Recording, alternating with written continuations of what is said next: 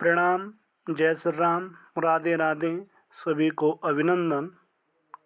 आज हम एक नई श्रृंखला शुरू करेंगे, जिस श्रृंखला में हम हिंदी साहित्य के बारे में, हिंदी साहित्य के इतिहास के बारे में कुछ ज्ञान प्राप्त करेंगे। इस श्रृंखला में हम टीजीटी, पीजीटी, एलटी आदि अध्यापक शिक्षा भर्ती परीक्षा के लिए जो उपयोगी हो उन्हीं विषय बिंदुओं पर चर्चा करेंगे। हिंदी भाषा के इतिहास में गद्य का इतिहास, पद्य का इतिहास, कहानी, उपन्यास, यात्रा, वृत्तांत, संस्मरण, इन सभी विषयों को लेकर हम आपके सामने प्रस्तुत होते रहेंगे। तो आज हम हिंदी भाषा का जो इतिहास है उस पर चर्चा करते हैं। देखा जा रहा है कि प्रायः बाजार में अनेक प्रकार की पुस्तकें हैं, कई प्रकार की भ्रांत जानकारियां हैं। इसीलिए कई बार आयोग परीक्षा कराने वाले संस्थान भी असमंजस की स्थिति में रहते हैं। तो मैं सबसे ही प्रामाणिक पुस्तक से आपके बीच इन जानकारियों को प्रस्तुत करूंगा।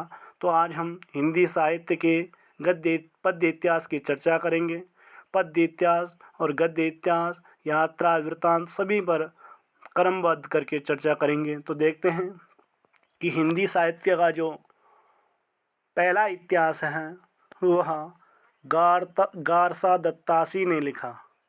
और गारसा दत्तासी फ्रेंच का विद्वान, फ्रेंच भाषा को जानने और समझने वाला, वह हिंदी का साहित्य का इतिहास लिख रहा है। हिंदी साहित्य के इतिहास लिखने के लिए उसने भारत के तत्कालिक विद्वानों से पत्राचार किया और उसने जो जानकारी प्राप्त की वो लिख डाला। गारसा दत्तासी ने जो अपनी पुस्तक की रचना की वो फ्रेंच भाषा में की। हिंदी का इतिहास लिखा जा रहा और फ्रेंच भाषा में लिखा जा रहा, और ये ही पहला इतिहास है। तासी ने अपनी पुस्तक का नाम, तासी अर्थात गारसा दत्तासी ने अपनी पुस्तक का नाम इस्तवार दला लिटरेच्यूर हिंदुस्तानी रखा। और हिंदवी का आशय था उर्दू और हिंदुस्तानी का आशय था हिंदी। इस पुस्तक के दो भाग हमारे सामने प्राप्त होते हैं, जिसका पहले भाग का प्रकाशन सन 1839 ईस्वी में और दूसरे भाग का प्रकाशन 1847 ईस्वी में हुआ। यह ग्रंथ ग्रेट ब्रिटेन और आयरलैंड की प्राच्य साहित्यिक अनुवादक समिति की ओर से पेरिस में मुद्रित किया गया। इस्तवार दला लिटरेच्यूर हिंदुस्तानी द्वितीय संस्करण के रूप में जब आया तो वो 3 भागों में आया। पहले 2 भाग में था, पुनः जब वह आया तो पुनः प्रकाशित हुआ तो 3 भागों में प्रकाशित हुआ, और जिसका पुनः प्रकाशन 1871 ईस्वी में हुआ। तासी ने जो हिंदी साहित्य के इतिहास लिखने में एक भारी गड़बड़ी की है, तो उसने ये किया कि हिंदी साहित्य के इतिहास लिखने में उर्दू के अधिक से अधिक कवियों को रखा, और जबकि हिंदी के बहुत कम कवियों को उसने स्थान दिया। और जो इतिहास लिखा गया वह वर्णानुक्रम पर था और अंग्रेजी के वर्णानुक्रम पर। वर्णानुक्रम का आशय है अगर किसी कवि का नाम ए पर है तो चाहे वो 1800 के बाद हुआ हो, चाहे वह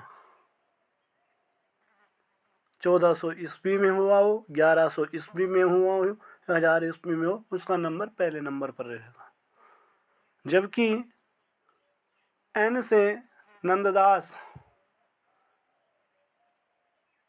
अगर उसके कर्म में बहुत बाद आते हैं तो उसे उसमें कोई हर्ज नहीं है।